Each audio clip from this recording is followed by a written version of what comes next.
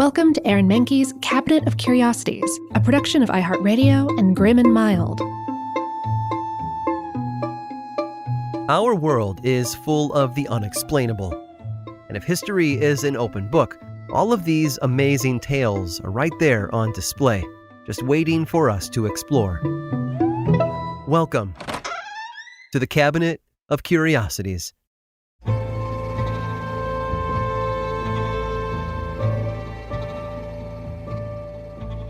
We never really know how the people in our lives will affect us later on.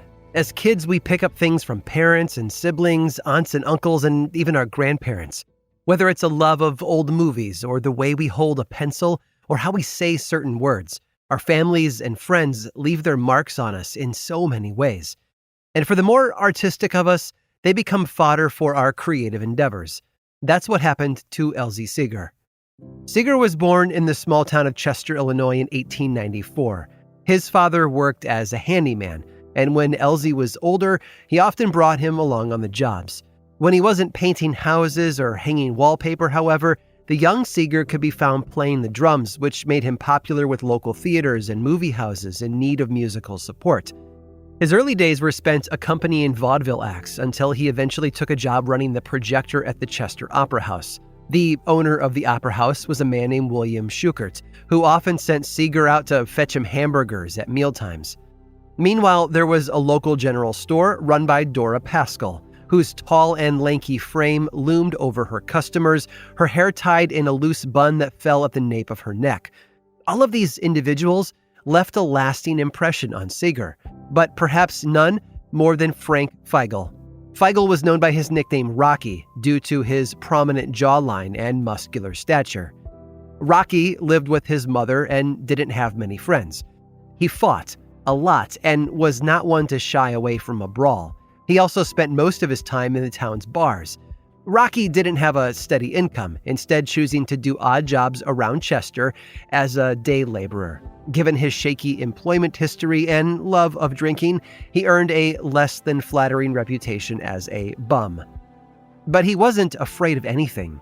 According to a story by his nephew, Rocky once entered a saloon where two ruffians had a rule for anyone coming in. The customer either had to buy the whole bar a round of drinks or put on the gloves and fight one of the thugs. So Rocky put on the gloves. The next thing everyone knew, the bruiser was on the floor with Rocky standing over him victorious. But he wasn't always fighting. Despite his sour demeanor, he often made time to help the kids in town, especially the meek ones who were getting picked on by bullies. He would offer candy or coins to the ones in need. Even though he was tough on the outside, he had a heart of gold on the inside. Rocky could be easily identified by a few trademark characteristics, too. For one, he always had a corncob pipe sticking out of his mouth. He'd also lost one of his eyes, which led him to squint on one side. Rocky was quite a character and affected everyone he met, for better or for worse. Elsie Seeger certainly remembered him when he finally left Chester for a job in the big city. Seeger had started taking correspondence courses at 18 years old with a dream of becoming a cartoonist. After spending a number of years in Chicago working for the Herald and the Chicago Evening American, he moved out to New York. He took a job at King Features Syndicate, a content distribution company that put comic strips in papers all over the country. Among his first creations at the new job was a strip called Thimble Theater.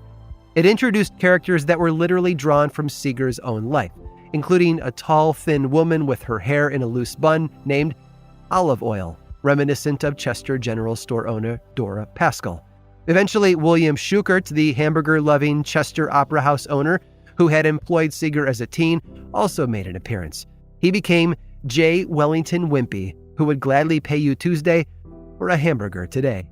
And finally, there was Rocky, the brawling, tough-as-nails outsider with one good eye who always had a pipe in his mouth.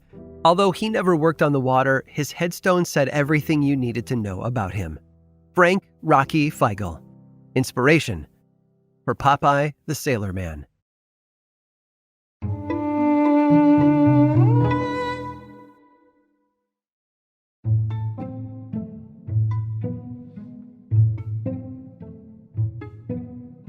Before the days of GPS and road maps, travelers needed another way to know where they were and where they were going. Compasses helped, the rising and setting of the sun did too, but the Native Americans came up with a brand new way. They used the help of nature to carve out their own trail markers. You see, when trees are saplings, they can be bent in specific ways without causing the tree any long-term damage or ill effects. These shapes will be retained as they grow, leaving the landscape with mature trees bent at odd angles and into strange shapes. Some trees were tied down by rocks, weighed down with dirt, or carved in particular patterns, all with the same idea in mind. When you see the tree bent in a 90-degree angle, you know where you were and where to go next. This method does not, however, describe the mysterious nature of all bent trees. If you were to visit the small town of Gryfino in Poland, take an hour walk to the south, passing through a regular-looking pine forest, you would come into a grove that defies explanation. A grove that looks something out of a fairy tale, maybe even a horror story, the lair of some kind of netherworld monster. And while most fairy tales have a meaning, and most mystical lands have a purpose, whatever purpose this grove had is still unknown. It's a 4-acre grove of 400 trees, all pines, all planted in 1930, except unlike their neighbors, all 400 of these trees, as the name of the forest suggests, are crooked. Almost all identically so. They are so uniform, in fact, that to describe one tree is to describe all of the trees in this particular grove. Just above the ground, the tree bends sharply, almost exactly at a 90-degree angle, and aims to the north. A gentle curve takes the trunk upward and then back toward the original center before straightening out and heading for the sky. It looks like a land of giant wooden fishhooks or of backward J's, depending on which way you're looking at them, or of upside-down question marks. Now, many have looked at this forest and assumed it had human origins. After all, if Native Americans can bend and shape trees, why couldn't the Polish? But Native Americans bent and shaped one tree every so often to mark a trail or point towards water. Never 400 trees, all at once, all together, all exactly the same. Another theory is that whoever planted this forest bent the wood in this way to make it easier to fashion into furniture or boats.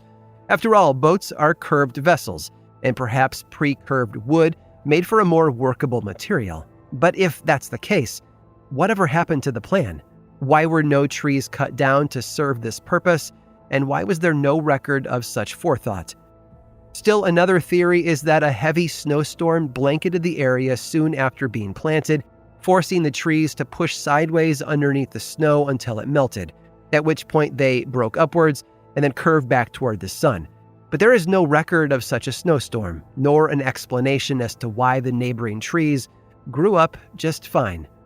And one last theory, because it's just too fun not to mention, that a unique gravitational effect pulled at the trees in this area, maybe or maybe not because of an alien spacecraft.